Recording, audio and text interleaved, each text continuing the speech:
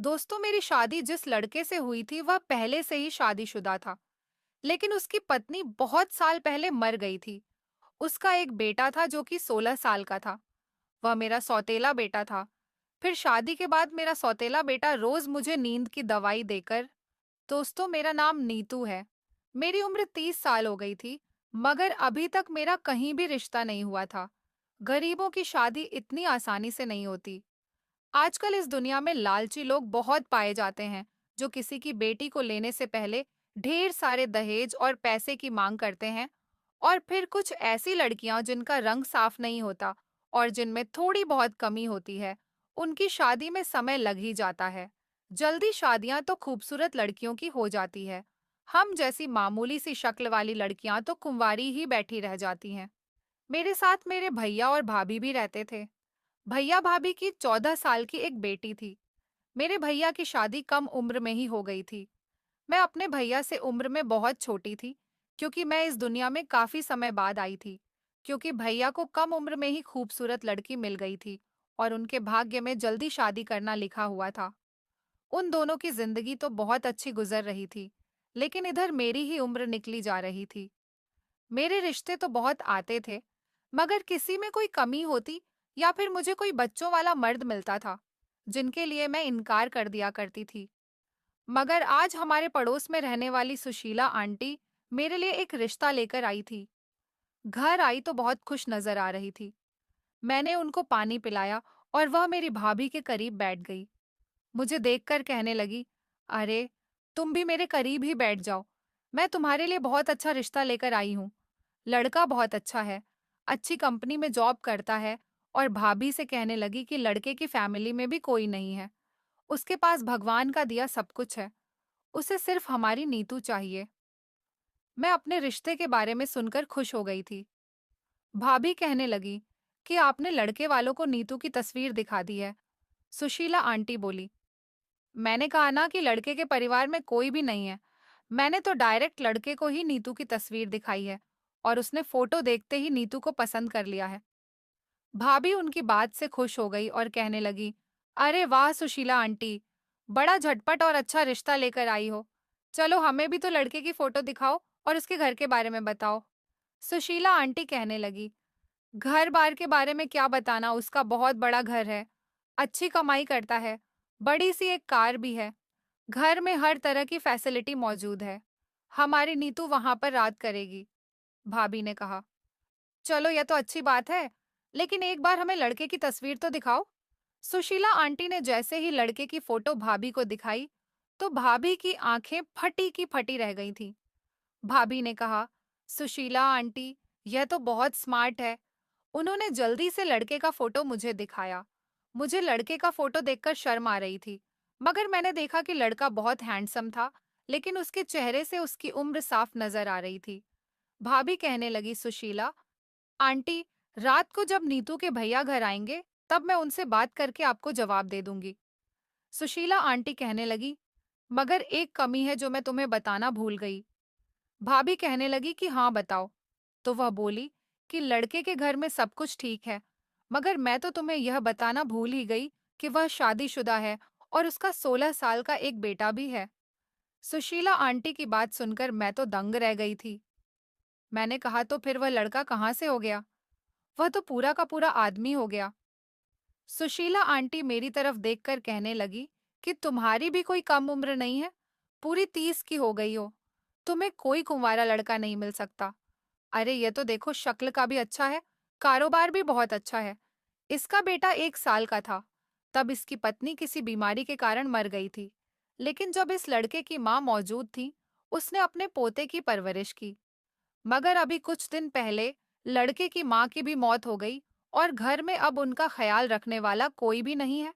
इसलिए वह चाहता है कि अपनी शादी कर ले। उसका बेटा पढ़ रहा है, इसलिए वह अपने बेटे की शादी नहीं कर सकता। वह अपने बेटे को पढ़ा लिखाकर वकील बनाना चाहता है। सुशीला आंटी की बात सुनकर मैं और भाभी कंफ्यूज हो गए थे।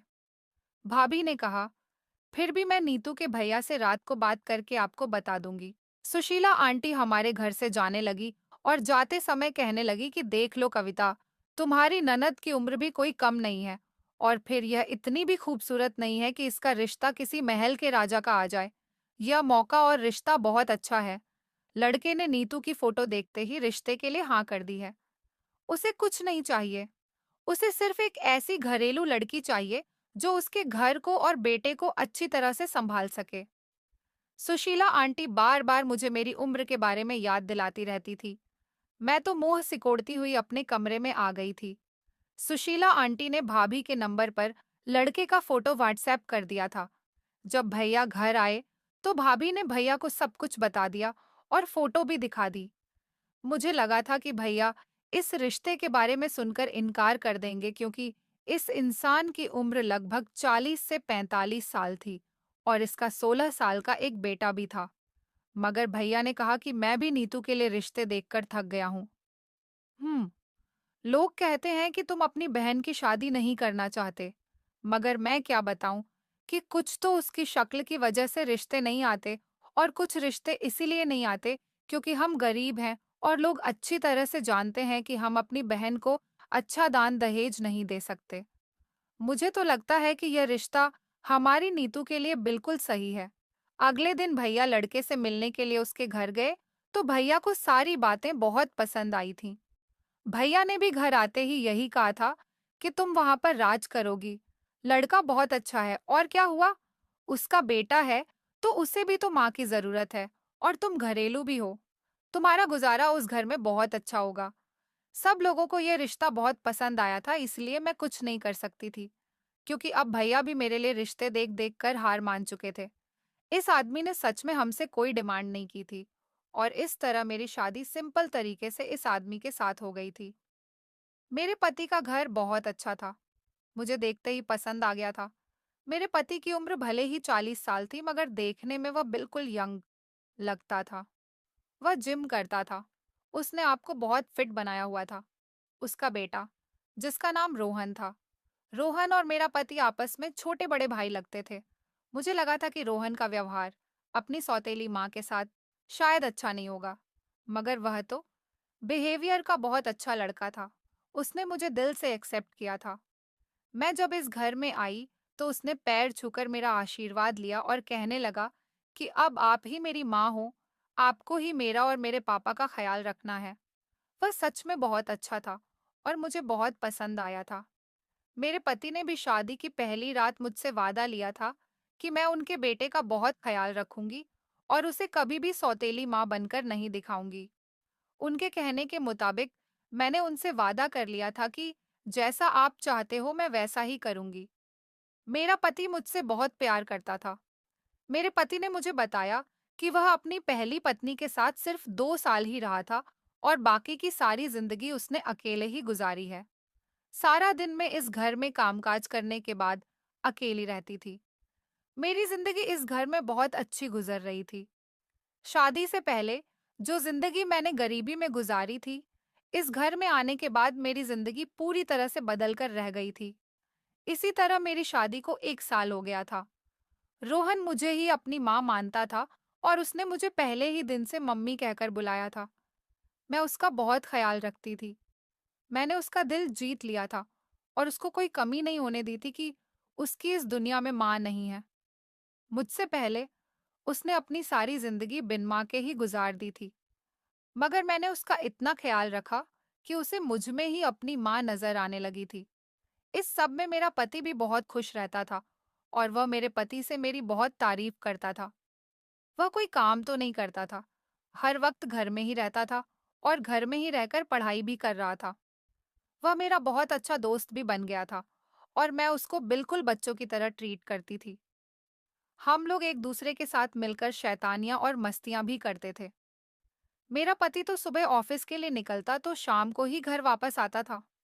सारा दिन मेरे साथ मेरा बेटा ही होता था। मेरा कुछ खाने का मन करता तो रोहन ही मुझे लाकर दिया करता था। जिस बात पर मेरा पति मुझे मना करता था, उस बात पर वह मेरा साथ देता था। हम दोनों एक साथ बाजार भी चले जाते थे। मेरा पति था तो बहुत अच्छा, मगर उन्हें पाबंदियां लगाने का शौक था और मुझे पता था कि इसमें उनकी गलती नहीं थी। वह ये सब कुछ हमारी हिफाजत के लिए करते थे। मेरी भतीजी भी शादी से पहले मुझसे कुछ इस तरह का ही प्यार करती थी जैसे रोहन करता था। इसलिए शादी के बाद नेहा हमारे घर पर आती जाती रहती थी। वह मेरे बेटे से 2 साल छोटी थी। कभी कभी वह घर आती तो हम तीनों मिलकर ऐसी मस्तियां करते थे कि सब हैरान रह जाते। जिंदगी इसी तरह से बहुत अच्छी और मौज मस्ती में गुजर रही थी। मेरी शादी को धीरे धीरे अब 4 साल हो गए थे और हंसते मुस्कुराते यह 4 साल कैसे गुजर गए कुछ पता ही नहीं चला। एक दिन रात को जब मैं अपने कमरे में आई तो मेरे पति ने मुझे बहुत अजीब सी बात कह दी। उन्होंने कहा कि आज फिर सारे घर में रोहन और नेहा के साथ मिलकर ऊधम मचाती रही हो। मैंने कहा हाँ, बहुत मजा आया। बच्चों के साथ मिलकर मैं भी बच्ची हो जाती हूँ। आज तो इतना मजा आया कि मैं खुशी से पागल ही हो गई। हंस हंस के मेरे पेट में दर्द हो गया। रोहन बहुत ही ज्यादा हंसाता है। मेरे पति ने कहा कि हाँ, वही तो इस घर की रौनक है। लेकिन तुमने कभी सोचा है कि अब हमें इस घर में एक और रोहन लाने की जरूरत है, जो रोहन का भाई कहलाए या फिर बहन? मेरा पति कहने लगा, हमारी शादी को 4 साल हो गए, मगर अभी तक हम दोनों का कोई बच्चा नहीं है। रोहन जवान हो रहा है। मैं चाहता हूँ कि उसकी शादी से पहले पहले हमारे पास कोई औलाद आ जाए। रोहन तो अपनी शादी के बाद अपनी पत्नी में लग जाएगा, फिर हम दोनों अकेले रह जाएंगे। हमें भी तो जीने के लिए कोई सहारा चाहिए। मेरे पति ने बात तो बड़े आराम से कही थी, मगर बात बहुत बड़ी थी। मेरे चेहरे से मुस्कुराहट उड़ गई। यह बात तो हम दोनों ही जानते थे कि हम दोनों का अपना बच्चा नहीं था, रोहन था। मगर मुझे भी छोटे बच्चे बहुत अच्छे लगते थे। मेरे दिल में भी छोटे बच्चों की ख्वाहिश जागती थी। मैंने इस बारे में आज से पहले इसलिए नहीं सोचा था क्योंकि मैंने रोहन को ही अपना बेटा मान लिया था और नेहा को भी मैं अपनी औलाद की तरह समझती थी। इसीलिए मेरा ध्यान कभी छोटे बच्चे की तरफ गया ही नहीं। वो दोनों ही मेरे लिए मेरे बच्चों के जैसे थे। मैं मायके जाती तो नेहा के साथ बिल्कुल उसकी माँ के जैसे रहा करती थी, और जब अपनी ससुराल में होती तो रोहन की हर ख्वाहिश को पूरा करती थी। भाभी भी कहती थी कि ससुराल जाने के बाद तो सच में तुम्हारे भाग्य जाग गए हैं। तुम बहुत खुशकिस्मत हो जिसे ऐसा पति मिला है और ऐसी ससुराल मिली है जहां पर तुम्हारे लिए सिर्फ खुशियां ही खुशियां हैं। भाभी की बात सुनकर मुझे अच्छा लगता था, क्योंकि वो सच कहती थी। शायद भगवान मेरी शादी में इसीलिए देर कर रहे थे, क्योंकि मेरा भाग्य तो इन लोगों के साथ जुड़े हुए थे। मेरे पति ने कहा कि कल मैं तुम्हें डॉक्टर के पास लेकर चलूंगा। मैं अपने पति के साथ अगले दिन डॉक्टर के पास गई तो डॉक्टर ने हमें इलाज के लिए नहीं कहा था, बल्कि हमारी रिपोर्ट्स करवाने के बाद उन्होंने कहा कि आप दोनों बिल्कुल ठीक हैं, आपको इलाज की जरूरत नहीं है। नॉर्मल। रिपोर्ट देखने के बाद मेरे पति का मुंह तो रोने वाला निकल आया था, मगर उन्हें तो शौक था डॉक्टर के पास आने का, क्योंकि जब हम दोनों की रिपोर्ट नॉर्मल थी तो फिर हम दोनों के यहाँ अभी तक बच्चा पैदा क्यों नहीं हुआ था। अपनी तसल्ली के लिए मेरे पति ने दूसरे डॉक्टर को दिखाया, तो दूसरे डॉक्टर ने भी अपने अलग टेस्ट करवाए थे। जब यहाँ भी रिपोर्ट सामने आई तो डॉक्टर हैरान रह गई थी। उन्होंने कहा कि आपको तो कोई भी प्रॉब्लम नहीं है, तो फिर 4 साल से आपके यहाँ औलाद क्यों नहीं हुई? भले ही आप दोनों की उम्र ज्यादा हो गई है, मगर आप दोनों अंदर से बिल्कुल फिट है और अभी भी बच्चा पैदा करने काबिल है। इस वाली डॉक्टर ने मेरे पति का भी टेस्ट करवाया, जबकि पहले वाली डॉक्टर ने मेरे पति का टेस्ट नहीं करवाया था। अब वह परेशान हो गई और उन्होंने भी टेस्ट करवा लिया और उनके साथ भी कोई परेशानी नहीं थी। डॉक्टर ने कहा कि ऐसा तो पहली बार देखा है। भगवान की तरफ से तो देर होती है, मगर आपका मामला कुछ समझ नहीं आ रहा। शायद आप दोनों कमजोर हैं, मगर मुझे तो कमजोर नहीं लग रहे। आपकी रिपोर्ट्स भी ये बात क्लियर नहीं कर रही कि आप कमजोर हैं। फिलहाल डॉक्टर को कुछ ना कुछ तो लिख कर देना ही था, इसलिए उन्होंने हमें ताकत की दवाई लिख कर दे दी। घर आई तो मेरे पति का बिहेवियर बहुत अच्छा था, क्योंकि शायद उनका शक दूर हो गया था। जब हम लोग घर आए तो रोहन ने मुझसे पूछा कि क्या हुआ माँ, कहाँ गए थे आप दोनों? मैंने कहा बस ऐसे ही रूटीन चेकअप के लिए गए थे। मैंने रोहन से कहा, देखो, मैं तुम्हारे लिए पिज्जा लेकर आई हूँ, इसे खा लो। वह बहुत खुश हो गया। उसने कहा, जितना आप मेरा ख्याल रखती हो ना, शायद इतना ख्याल तो मेरी सगी माँ भी नहीं रखती। मेरे पति ने कहा कि ऐसा नहीं कहते रोहन, ये भी तो तुम्हारी माँ ही है, तभी तो तुम्हारे लिए इतना सब कुछ करती है। रोहन कहने लगा, पापा, मैंने लोगों से सुना है कि उनकी सौतेली माँ उनको प्यार नहीं करती, मगर मेरी माँ तो मुझसे बहुत प्यार करती है, जिस तरह इन्होंने मुझे रखा हुआ है। इस तरह तो किसी भी माँ ने अपनी औलाद को नहीं रखा होगा। मैं जवान हो गया हूँ, मगर आज भी यह मुझे बच्चों की तरह प्यार करती है। मैं भगवान से प्रार्थना करता हूँ कि मेरी माँ का साया हमेशा मुझ पर बना रहे। रात हुई तो मेरे पति ने कहा कि हमारा बेटा जवान हो गया है और बहुत बड़ी बड़ी बातें करता है, जबकि मुझे तो रोहन की बातें बहुत अच्छी लगती थीं। वह मेरा बहुत ख्याल करता था, बहुत साथ देता था। मैं अपने पति से छुप छुप कर उसे पैसे भी दे दिया करती थी। मैंने अपने पति से कहा कि रोहन 20 साल का हो गया है, क्यों ना हम उसका कहीं रिश्ता फिक्स कर देते हैं। मेरे पति ने कहा तुम्हारा दिमाग तो ठीक है, अभी वह पढ़ाई कर रहा है, मैं उसका ध्यान पढ़ाई से नहीं हटाना चाहता। मैंने कहा आपने ही तो बताया था कि आपके खानदान में कम उम्र में ही शादी हो जाती है। तो मेरा पति कहने लगा वह दौर और था, अब जमाना बदल गया है। मैंने कहा मैं भी तो वही कह रही हूँ, अब जमाना बदल गया है। आजकल जवान लड़के लड़कियां कितने बिगड़ रहे हैं। अगर हम रोहन का रिश्ता तय कर देंगे तो फिर उसका दिमाग भी एक तरफ को हो जाएगा, वह दूसरी लड़कियों के बारे में सोचेगा ही नहीं। मेरे पति कहने लगे हाँ, तुम ठीक कह रही हो, मगर उसके लिए कोई लड़की भी तो होनी चाहिए। मैंने कहा लड़की तो है मेरी नजर में, अगर आप मान जाओ तो मैं बात करूंगी। वह लोग आंखें बंद करके अपनी बेटी दे देंगे।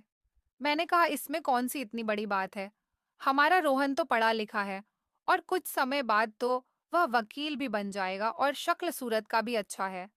मेरे पति ने कहा कौन सी लड़की? तो मैंने अपनी भतीजी नेहा का नाम ले दिया। मगर मेरे पति को यह मामला कुछ ज्यादा अच्छा नहीं लगा। उन्होंने कहा कि रिश्तों को आजमाते नहीं हैं, वरना रिश्ते टूट जाते हैं। अभी वह तुम्हारी भतीजी है, कल को तुम्हारी बहू बन जाएगी और कोई ऊंच नीच हो गई या फिर कोई बात हो गई तो तुम दोनों का रिश्ता भी खराब होगा। मैंने कहा इस तरह रिश्ता खराब नहीं बल्कि मजबूत हो जाएगा। मेरे पति ने कहा फिर कर लो, तुम अपने भैया भाभी से बात, देखते हैं कि क्या होता है। मैं तो खुशी खुशी नेहा को अपनी बहू बनाकर लाना चाहती थी और मुझे पता था कि मेरा कहना रोहन कभी भी नहीं टालेगा और ना ही नेहा डालेगी। अपने भैया भाभी को तो मैं मना ही लूंगी। अभी नेहा भी पढ़ाई कर रही है। अभी इन दोनों की शादी में लगभग 6-7 साल लग जाएंगे, मगर रिश्ता लग जाने से दोनों लड़का लड़की का ध्यान दूसरी तरफ से भटकेगा नहीं। मामला बिल्कुल सीधा था, मगर जब मैंने अपनी भाभी से इस बारे में बात की तो उन्होंने कहा कि इसकी तो किस्मत ही खराब है। मैंने कहा क्यों भाभी, ऐसा क्यों कह रही हो? तो वह कहने लगी कि कल ही मैंने इसको किसी लड़के से फोन पर बातें करते हुए सुना है। कह रही है कि शादी उसके साथ ही करेगी और लड़के वाले भी चाहते हैं कि इन दोनों का रिश्ता लग जाए। जब पढ़ाई पूरी हो जाए तो इन दोनों की शादी कर दी जाएगी। मैंने कहा कि इतनी बड़ी बात हो गई और आप लोगों ने मुझे बताया भी नहीं। वह कहने लगी कि रात को ही तो मैंने इसको उस लड़के के साथ बात करते हुए देखा था। मैं तुम्हें सुबह कॉल करके बताती और तुम तो खुद ही यहाँ पर आ गई। अब तुमसे बात हो रही है तो तुम खुद ही देखो कि इसमें तो इसकी ही खुशी है। और वैसे भी रिश्ता घर आने का मतलब तो यही है कि लोगों का थोड़ी ना पता चल रहा है कि उनकी मोहब्बत की शादी होगी। और वैसे भी मैं अपनी बेटी की शादी नहीं करूंगी, अभी इसकी पढ़ाई पूरी हो जाए तभी शादी के बारे में सोचूंगी। अभी तो सिर्फ रिश्ता ही लगा रही हूँ ताकि कुछ गलत ना कर बैठे। मुझे भाभी ने रोक लिया था और कहने लगी कि आज अपने पति और बेटे को भी घर ही बुला लेना, रात का खाना खाकर ही यहाँ से जाना। लड़के वालों के घर से जवाब आ गया था कि उनको नेहा पसंद आ गई है। इस तरह नेहा का रिश्ता उसकी पसंद के लड़के के साथ फिक्स हो गया था। रोहन भी रात को मेरे पति के साथ घर आ गया, मगर उसे इस बात से कोई फर्क नहीं पड़ रहा था। वह तो अपनी दुनिया में मग्न था। उसे क्या पता था कि उसके हाथ से इतनी अच्छी लड़की निकल गई थी। मैं इस रिश्ते से बड़ी परेशान हो गई थी। मैंने तो टेंशन की वजह से ठीक से खाना भी नहीं खाया था। घर वापस आते समय रोहन जिद करने लगा कि चलो माँ आइसक्रीम खाते हैं। मेरे पति ने कहा कि मेरा तो पेट फूल है, अगर तुम दोनों खाना चाहते हो तो खा लो। जिस पर रोहन ने कहा कि मैं और माँ खा लेंगे, आप गाड़ी में बैठे रहना। वह मुझे लेकर आइसक्रीम पार्लर में आ गया, मगर मेरा वहां पर भी दिल नहीं लग रहा था। उसने कहा कि क्या बात है माँ, आप कुछ परेशान नजर आ रही हो। मैं भी आपको देख देख कर परेशान हो रहा हूँ और आप हो कि मुझे कुछ बता ही नहीं रही हो। मैंने कहा रोहन मैं तुम्हें घर जाकर बताऊंगी। वैसे मुझे उसे यह बात बतानी तो नहीं चाहिए थी, मगर सुबह हुई तो मैंने उसे बता ही दिया क्योंकि मैं उससे हर बात करती थी। इस घर में वही मेरे लिए मेरा सब कुछ था, मेरा बेटा, मेरा दोस्त और मेरा सब कुछ। मैंने उससे कहा, देखो मैंने नेहा को तुम्हारे लिए पसंद कर लिया था, लेकिन उसने तो इससे पहले ही किसी दूसरे लड़के को पसंद कर लिया। मेरा तो दिल ही टूट गया। रोहन ने इस बारे में कोई खास रिएक्शन नहीं दिया। उसने यह भी नहीं कहा कि माँ छोड़ दो इस बात को। बस उसका सारा ध्यान इस बात पर था कि मैं अपना मूड अच्छा कर लूं और आज उसके लिए उसकी पसंद का खाना बना दूं। शाम तक मेरा मूड अच्छा भी हो गया था। अचानक से हमारे घर में कुछ मेहमान आ गए। उन्होंने मुझे पहली बार देखा था। वह मेरे पति के रिश्तेदारों में लगते थे। उन्होंने कहा कि तुम रोहन के साथ अच्छी तरह से तो रहती हो ना? उसके साथ सौतेली माँ जैसा व्यवहार तो नहीं करती। और हाँ, तुम्हें ज्यादा चालाक बनने की जरूरत नहीं है। कभी भी उसकी सौतेली माँ बनकर मत दिखाना। वह दोनों पति पत्नी मुझे यह बात कह रहे थे और मैं खामोशी से उनकी बातों को सुन रही थी। जब रोहन ने 2-4 बार यह बात सुनी, तो उसे गुस्सा आ गया और उसने कहा कि जब किसी के घर जाते हैं तो इस तरह की बातें नहीं करते। मेरी माँ मुझसे बहुत प्यार करती है, बल्कि मेरी सगी माँ भी जिंदा होती तो इतना प्यार नहीं करती। आप लोगों को हमारे घरेलू मामलात में बोलने की जरूरत नहीं है।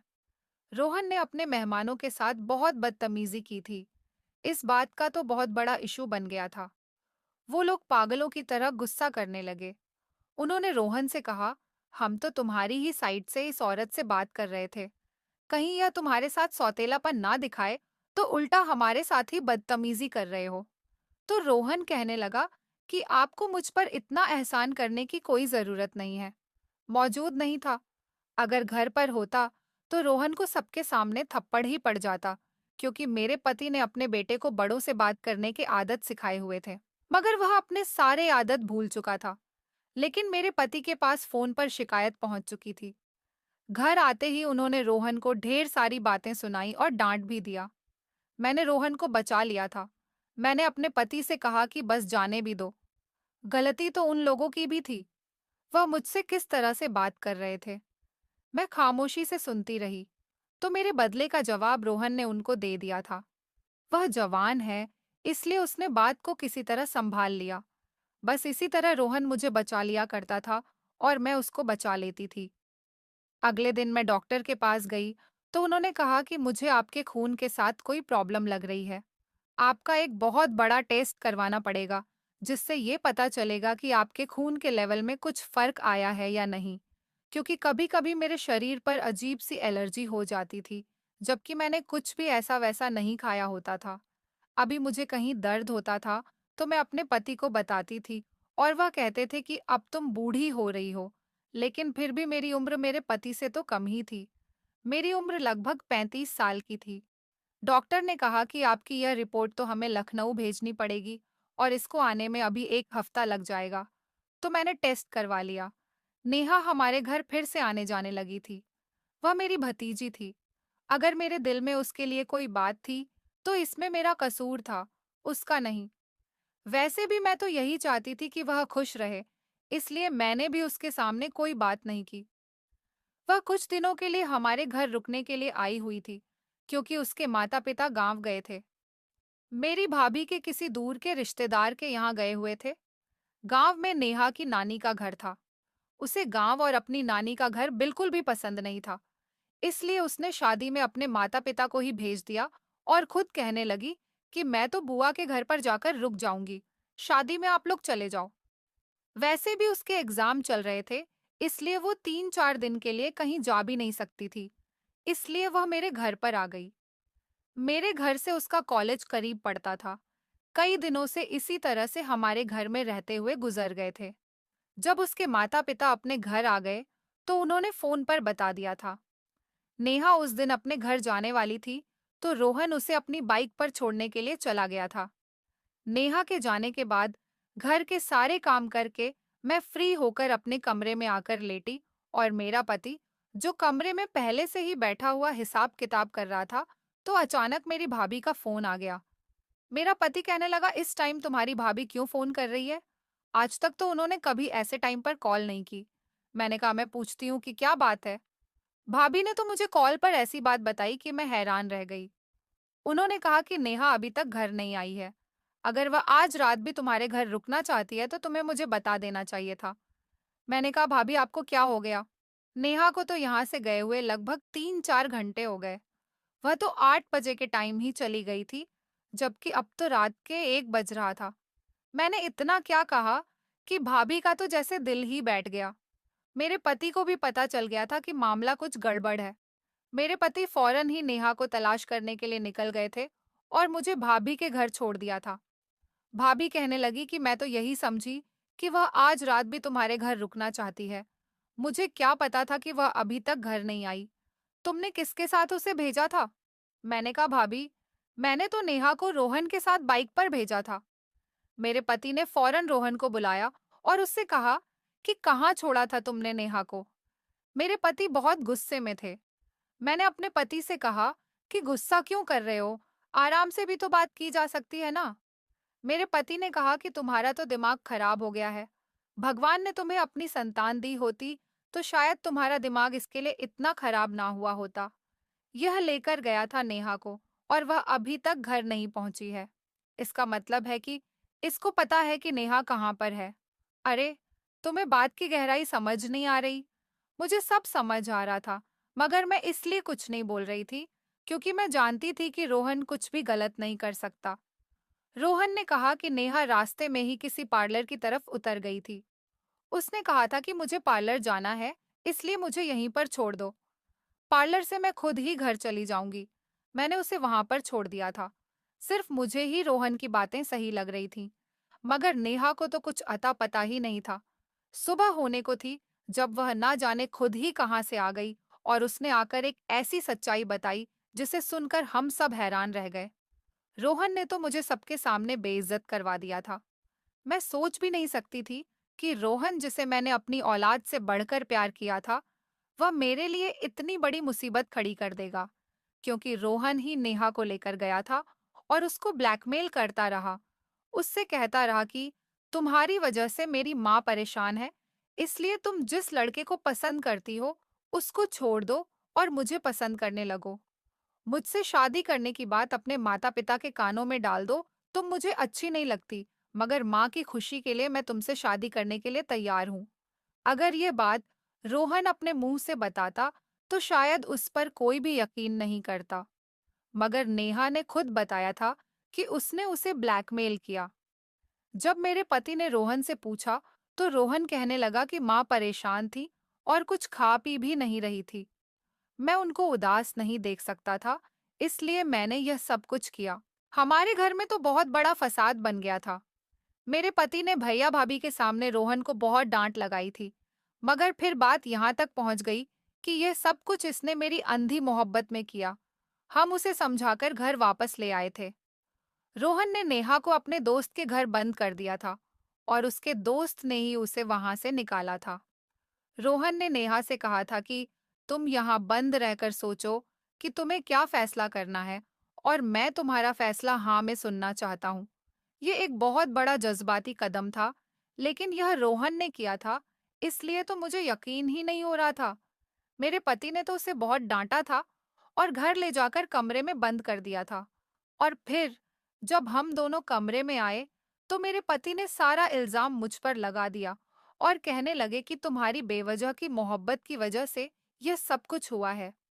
वह मेरा बेटा है, मगर तुमने उसका कुछ ज्यादा ही बिगाड़ दिया। मैंने उसको अच्छे संस्कार दिए, मगर तुमने लाइफ एंजॉय करने के चक्कर में मेरे सारे संस्कारों को मिट्टी में मिला दिया। आज देखो उसने कितनी बड़ी हरकत कर दी है। इस बात को समझो। मैंने भी अब सोच लिया था कि मैं भी अब अपनी हद में रहूंगी। अगले ही दिन मैंने उसके लिए नाश्ता बना दिया, मगर मैंने उसके साथ बैठकर नाश्ता नहीं किया और ना ही मैंने उससे कोई फालतू की बात की। उसने कहा, आज मेरी पसंद का खाना बना देना। मैंने रोहन से कहा कि ठीक है, मैं तुम्हारी पसंद का खाना बना दूंगी, मगर तुम जाकर अपनी पढ़ाई पर ध्यान दो। उसके पेपर होने वाले थे, मगर कुछ दिन की छुट्टियां चल रही थी, इसलिए वो आजकल खाली था और घर में दिखाई दे रहा था। उसे भी समझ आ गया था कि मैं उसको इग्नोर कर रही हूँ। वह भी चुपचाप वहां से चला गया। मैंने उसके साथ कभी इस तरह से बात नहीं की थी। मुझे बहुत ज्यादा बुरा लग रहा था, मगर मेरा पति ठीक कहता था कि उसे ये समझने की जरूरत थी कि वह अपने जज्बातीपन में आकर इस तरह की हरकत नहीं कर सकता। मैं इस बात को भूल जाना चाहती थी, मगर मेरा पति अपने बेटे को लेकर बहुत ज्यादा सीरियस हो गया था।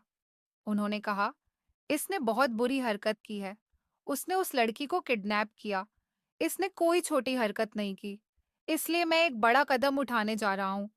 मुझे अपने बेटे से ऐसी उम्मीद नहीं थी, मगर इसके इस गलती ने मुझे इस कदम को उठाने पर मजबूर कर दिया। मैंने कहा कि कैसा बड़ा कदम? तो वह कहने लगे कि मैं इसे पढ़ने के लिए अमेरिका भेज रहा हूँ। ये वहीं से ही हायर स्टडी करके आएगा और जब तक वहीं पर रहेगा। मैंने कहा वो हमसे दूर कैसे रह सकेगा? मेरे पति कहने लगे इस बात की परवाह तुम मत करो। तुम्हारी मोहब्बत ने मेरे बेटे को बिगाड़ दिया। तुम्हें तो नहीं भेज सकता, नहीं तो मैं तुम्हें भी कहीं भेज देता यहाँ से। अब मेरा पति भी मुझ पर गुस्सा करने लगा था। मेरा पति कहने लगा, अगर शादी के 1 साल बाद ही हम दोनों का बच्चा पैदा हो जाता, तो शायद वो अपने छोटे भाई में बिजी हो जाता। मगर अब तक तुमसे एक बच्चा पैदा नहीं हो सका। मेरा पति अब मुझे बच्चा पैदा ना करने के ताने देने लगा था। तुमने मेरे बेटे को इतना ज्यादा बिगाड़ दिया है कि वो तुम्हारी मोहब्बत में दीवाना हो गया, और अगर वो तुम्हारे साथ रहेगा तो और ज्यादा पागल हो जाएगा। मैं नहीं चाहता कि मेरे दिए हुए संस्कारों को वो माँ तोड़ दे, क्योंकि मैंने उसे कुछ और सिखाया था। लेकिन जब से तुम आई हो तुमने उसे कुछ और बना दिया। मैं आज से ही उसे अमेरिका भेजने का इंतजाम करता हूँ। मैंने कहा, मैं पीछे घर में अकेली रहूंगी। तो मेरे पति कहने लगे, हाँ, तुम्हारी भी यही सजा है कि तुम अकेले घर में रहो। अचानक उस डॉक्टर की भी कॉल आ गई। डॉक्टर ने कहा कि आपने जो टेस्ट करवाया था उसकी रिपोर्ट आ गई है। आप आ जाइए, आपसे कुछ जरूरी बात करनी है। मैं फौरन ही डॉक्टर के पास चली गई। रास्ते में भी यही सोचती जा रही थी कि किसी तरह अपने पति से बात करती हूँ। वो रोहन को हमसे दूर ना करे, उसे इतनी बड़ी सजा ना दे। जब मेरे भैया भाभी और नेहा ने उसे माफ कर दिया, तो फिर उनको क्या जरूरत है इतना बड़ा कदम उठाने की? सबको पता था कि उसने यह सब कुछ जानबूझकर नहीं किया, जज्बात में आकर किया। मैं डॉक्टर के पास चली गई तो डॉक्टर मुझसे भी ज्यादा परेशान बैठी थी। उसने मुझे बताया कि आप किसके साथ रहती हो, आपके घर में कौन कौन है, जरा मुझे डिटेल के साथ बताइए। मैंने कहा कि ऐसी कौन सी बात है जो आप मेरे घर की डिटेल जानना चाहती हैं। डॉक्टर ने बताया कि दरअसल बात यह है कि आपके साथ कोई प्रॉब्लम नहीं है। आपकी बॉडी बिल्कुल ठीक है और अभी तक आपके यहाँ बच्चा हो जाना चाहिए था। मगर आप बच्चा ना होने की दवाइयाँ खाती रही है और आपके अंदर उनकी क्वांटिटी बहुत ज्यादा मात्रा में पाई गई है। मैंने कहा, ये कैसे हो सकता है? डॉक्टर, आपको कोई गलतफहमी हुई है। ऐसा हो ही नहीं सकता, क्योंकि मैंने तो आज तक ऐसी कोई एक गोली भी नहीं खाई। तो डॉक्टर ने कहा, फिर आप झूठ बोल रही हो? मैंने कहा, नहीं डॉक्टर, मैं क्यों झूठ बोलूंगी। हम दोनों पति पत्नी को बच्चे बहुत पसंद है। हालांकि मेरा एक सौतेला बेटा भी है, मगर मेरा पति चाहता है कि उनके हालांकि मेरा एक सौतेला बेटा भी है, मगर मेरा पति चाहता है कि उनके पास उनके बुढ़ापे का साथी एक और बच्चा होना चाहिए। मैंने कहा, डॉक्टर, ना तो मेरे साथ कोई रोक टोक की हुई है, और ना ही मैं कोई मॉडल हूँ, और ना ही मेरा कोई करियर है, और ना ही मैं कोई एक्टर हूँ जो मैं कहूँ कि मैं बच्चा पैदा नहीं करना चाहती। उसने कहा, फिर शायद आपको किसी और ने यह दवाई दी है, क्योंकि आपके खून में इस दवाई की मिलावट पाई गई है, और आपको यह दवाइयाँ रोज ही कोई दे रहा था, या फिर आपको दे रही थी, जिसकी वजह से आपके यहाँ बच्चा नहीं हो रहा। डॉक्टर ने अपनी फाइनल बात मुझे बता दी थी। मैं इस बात को सुनकर बहुत परेशान थी। रिपोर्ट मेरे पास थी। मैं तो सारा दिन घर में रोहन के साथ ही गुजारा करती थी। सुबह नाश्ता हम लोग साथ करते थे। उसके बाद वो अपने कॉलेज के लिए निकलता था, और दोपहर खाने से पहले कॉलेज से वापस ए जाता था। तो फिर दोपहर का खाना भी हम लोग साथ ही खाया करते थे। मेरा पति सुबह का नाश्ता ऑफिस में ही किया करता था, और दोपहर का लंच भी। जबकि शाम के 5 बजे आने के बाद मेरा पति घर में चाय तक नहीं पीता था और फौरन जिम के लिए चला जाता था। सिर्फ रात का खाना ही हम सब एक साथ बैठकर खाते थे। मेरे खाने पीने में चीज कौन मिला रहा था? आखिर यह सब कौन करना चाहेगा? और इस तरह करके किसी को क्या फायदा हो सकता है? मैंने यह बात अपने पति को बता दी और मैं रोने लगी। मेरा पति भी बहुत ज्यादा परेशान हो गया। मैंने कहा, हमारी शादी को 5 साल होने वाले हैं। शुरुआत के दिनों में ही मैं प्रेग्नेंट हो जाती और मेरा बच्चा अब तक 3 या 4 साल का होता। ये सब आखिर किसने किया? मैं तो अपने घर के अलावा कहीं जाती भी नहीं हूँ। मेरे पति ने कहा कि एक दुश्मन है तुम्हारा दुश्मन, जिसने मोहब्बत से तुम्हें अपना दुश्मन बना लिया। मैंने कहा कि क्या मतलब है आपकी बात का? मैं कुछ समझी नहीं। तब मेरे पति ने मुझे बताया कि मैं समझ गया हूँ कि वह कौन है। वह फौरन रोहन के कमरे में गए और उसे 2-3 थप्पड़ लगाए और उसे सब कुछ बताकर उससे पूछने लगे, क्या ये सब कुछ तुमने किया था? वह रोते रोते बता रहा था कि मैं नहीं चाहता था कि आप लोगों की कोई दूसरी औलाद हो। मैं ही अपने माता पिता का इकलौता बेटा बनकर रहना चाहता था। मुझे सब लोग कहते थे कि तुम्हारी दूसरी माँ आएगी तो तुम्हारे पिता के उनसे दूसरे बच्चे भी हो जाएंगे और फिर तुम्हारी माँ भी तुमसे प्यार नहीं करेगी, क्योंकि हर औरत अपनी सगी औलाद से ही ज्यादा प्यार करती है। माँ तो वैसे भी मुझसे बहुत प्यार करती थी। मैं उनके प्यार का आदी हो गया था। इसलिए मैं नहीं चाहता था कि मेरा प्यार बांटने वाला इस घर में और कोई भी आ जाए। अगर माँ को कोई बच्चा पैदा हो जाता तो फिर वह मुझे नहीं बल्कि अपने बच्चों से प्यार करती, क्योंकि उसने तो उनकी ही कोख से जन्म लेना था। और फिर वह उसको भी अपना सारा समय देती। मैं ऐसा बिल्कुल भी नहीं चाहता था। मैं माँ से बहुत प्यार करता हूँ, अपनी सगी माँ से भी ज्यादा, बल्कि पापा आपसे भी ज्यादा। जिस दिन से हमारे घर में आई है, मुझे एक अजीब सा लगाव हो गया है। इसलिए मैंने अपने एक दोस्त को यह सब कुछ बताया, तो उसने मुझे कहीं से प्रेगनेंसी न ठहरने की दवाई लाकर दे दी थी और मैं वह दवाई खामोशी से माँ के खाने में मिला दिया करता था। बस मैं किसी भी तरह माँ को यह दवाई खिला देना चाहता था, इसलिए माँ को कभी इस बारे में पता भी नहीं चला कि मैं कब उनके खाने में इस दवाई को मिलाया करता था। ये सुनकर मैं शॉक्ड रह गई थी। रोहन मेरे पैरों में बैठ गया और कहने लगा कि माँ मुझे माफ कर दो। मैं अमेरिका नहीं जाना चाहता। मुझे अमेरिका मत भेजो। मैं आप लोगों के साथ रहना चाहता हूँ। मैं वादा करता हूँ कि मैं अब अपनी पढ़ाई पर ध्यान दूंगा। बस, मैं आप लोगों से दूर नहीं जाना चाहता। मैंने हाथ से इशारा किया जिसका मतलब था कि जाओ यहाँ से। और कुछ दिनों बाद ही मेरे पति ने रोहन को अमेरिका भेज दिया। रोहन जवान हो रहा था। इस समय उसे समझदारी से काम लेना चाहिए था, मगर वह तो जज्बाती कदम उठा रहा था। उसके इस पागलपन ने मुझे भी शॉक कर दिया था। इसलिए मैं चाहती थी कि वह मुझसे दूर ही रहे तो बेहतर होगा। उसके आने वाला फ्यूचर बहुत ब्राइट है और मैं उसको अपनी मोहब्बत में पागल करके उसके फ्यूचर को खराब नहीं करना चाहती। आज इस बात को पूरा 1 साल हो गया। शुरू शुरू में तो वह बार बार फोन करने की कोशिश करता था, मगर मैंने उससे कोई बात नहीं की। उसने मेरी जिंदगी का बहुत बड़ा नुकसान करवाया। मैं डॉक्टर के पास गई तो डॉक्टर ने मुझे बताया था कि आपने काफी समय तक दवाइयाँ खाई है, इसलिए आपको बहुत बड़ा नुकसान है। अब तो भगवान ही अगर आपको औलाद देगा तो आपको मिलेगी।